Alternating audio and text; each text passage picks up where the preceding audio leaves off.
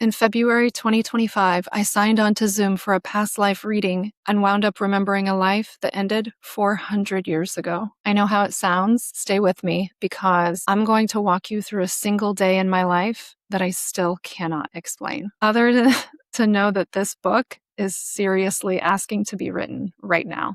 In the last episode, I shared what happened with my first book and why I'm documenting the creation of this book from day one. This episode, I'm going to fill you in on all the synchronicities that happened the day this book arrived in my consciousness. Basically, a friend had offered to do a past life reading for me. And if you've never heard of this before, it's basically a practice built around the idea of reincarnation and that we've all lived many lives before the one we're in currently and that our soul will continue to live on in other lifetimes after we die.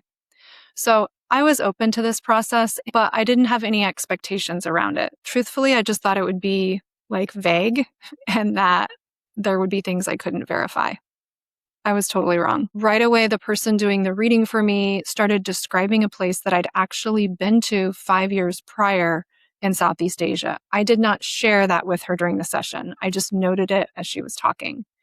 She also shared details about a piece of jewelry I had purchased on that trip, which she was not aware of this jewelry. And then there were just more scenes that she was sharing from supposedly different past lives I had been in. And 2 of the scenes involved a man and a woman. I'll go ahead and keep the rest of the details at a minimum because I don't want to spoil the book or the plot lines or any of the characters. But the main gist of all of the stories that just kept replaying as she was sharing what she was getting during the session was that there was a woman, supposedly me, who'd been betrayed multiple times across multiple lifetimes. And at one point, one of the lives, she died trying to find a treasure and reconnect with her soulmate. In this treasure chest scene that she shared, what she said was that she saw this chest sinking deep into the ocean and that this woman was kind of on top of this treasure chest and eventually died trying to save something that was special and that was locked inside of the box. By the end of this hour Zoom call, it had felt like some kind of energy was speaking through her. And it basically handed me a locked treasure chest of my own and said, here, you've had the key the whole time. Let's open this thing. Let's find out what's in there. That session ended at about 3 p.m. that day on February 21st, 2025. But that day, it was not over for me just with that. So during that session, an email had arrived in my inbox and I was checking email after the session and I saw that I had a very last minute invitation to a writer's workshop that was happening that evening in Nashville.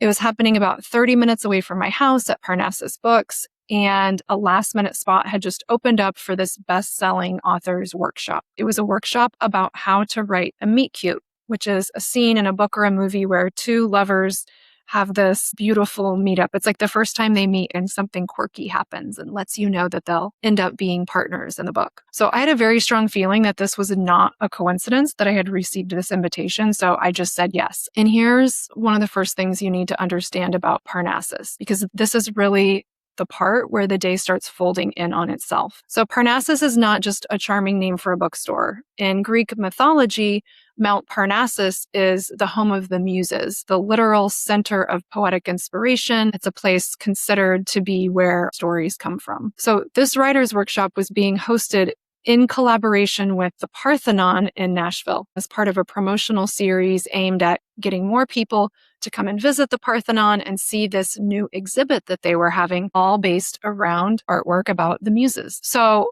an hour before this series of random stories from this past life session starts coming into my consciousness, I get pulled last minute into a bookstore named after the mountain where the Greeks believed all stories originate from. Totally crazy. So I walk into the packed bookstore 2 hours later. My brain is kind of already in a magical state.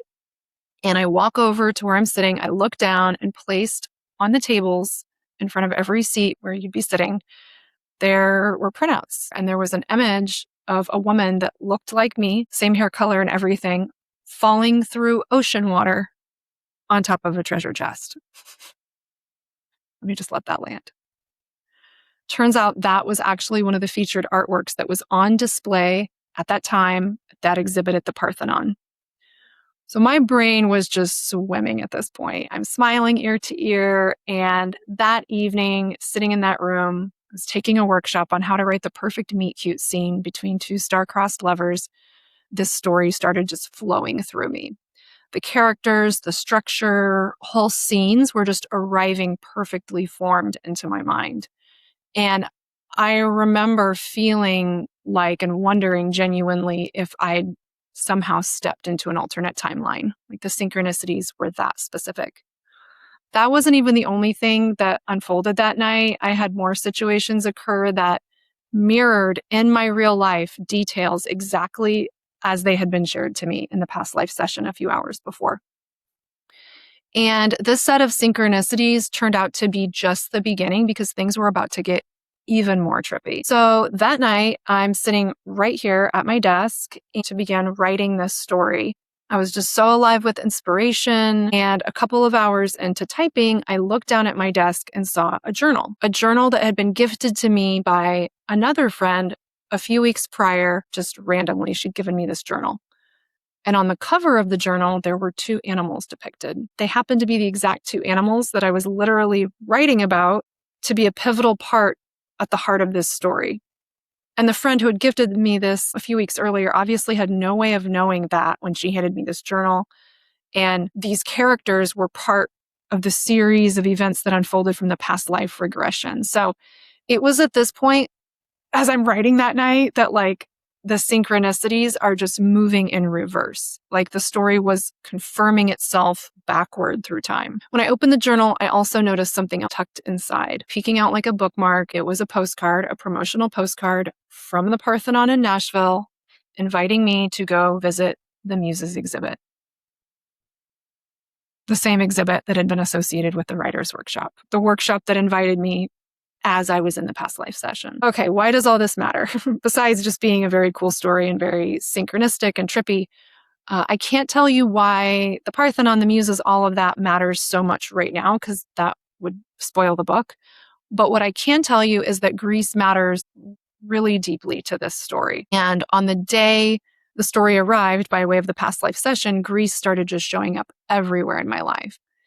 And I started realizing that I was moving along a breadcrumb trail that I hadn't noticed. I'd been on this trail at least for 5 years since that trip to Southeast Asia.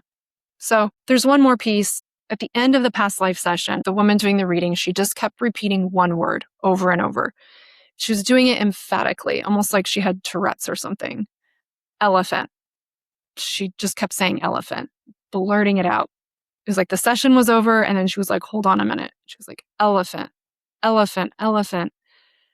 And I was like, what's that mean? She's like, I don't know. Neither of us understood it at the time. And it didn't really fit anything we had discussed earlier in the session. So we just let it go. Then that night at the writer's workshop, it hit me. 5 years earlier, when I was traveling in Southeast Asia to the place she had described in our session, I had stopped at a little cafe on my last day on the island. And in that cafe, something happened that I've been unable to explain. But on the wall, there were black and white photographs, old photographs, like portrait style. They were film images of a tribe of what they were calling sea gypsies. And it was people who'd established the tiny island that I was on in the middle of the Andaman Sea. And on that day in February 2020, I started crying. And I wasn't like, oh, I'm starting to tear up. It was like I was actually crying in public, in a cafe, over photographs of people I'd never met from an island I'd never been to. And all I could feel when I was looking into their faces was one thing. I felt it in my heart. I was like, these are my ancestors.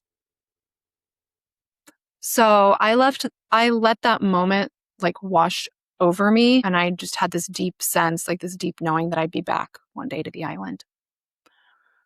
So after our session, I keep thinking, why was she saying elephant? And I was like, I'm going to pull out my phone, find pictures of those sea gypsies, the people that made me cry when I looked at their pictures. And I'm looking through the pictures at that cafe and I go to zoom in on it. And in the background, I see there's a placard on the wall of the cafe.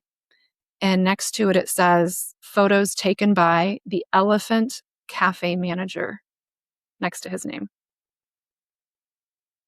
The place she'd been describing in my session, the water, the island, down to even the jewelry that I was wearing in that lifetime and jewelry that I'd happened to acquire on that trip in 2020, it was that island. And the cafe where all this weird ancestor vibe came over me was at the Elephant Cafe. So on that cafe wall may have actually been images, I believe, of people that like very well could have been my ancestors in that life. Because I was crying about that 5 years before any of this past life stuff even came into my awareness. And I'm now just realizing that I was there in February 2020, and then this past life situation and this writer's workshop happened in February 2025. So my story, this book, it didn't start in February 2025, but actually started in February 2020 back in Southeast Asia. And I didn't know it then. So here's where I've landed. I don't need you to believe this. I don't need you to believe in past lives. I don't need you to believe in the idea that a story can be searching for an author instead of the other way around. I am just hoping that you can sit with the question that I've been sitting with and the reason I'm writing this next book. What if the strangest explanation is actually the one that ends up making the most sense? Because that island is real. My jewelry from that island is real. And I'll be going there again. And I'm taking you with me because I'll be documenting all of the travel I'm doing for more research on this book. I'm so excited. In the next episode, I'm going to share more about why I feel this book is asking me to make it and why I believe the audience for it is already out there waiting. Like, comment, subscribe, share. I really appreciate it. And I'll see you in episode 3.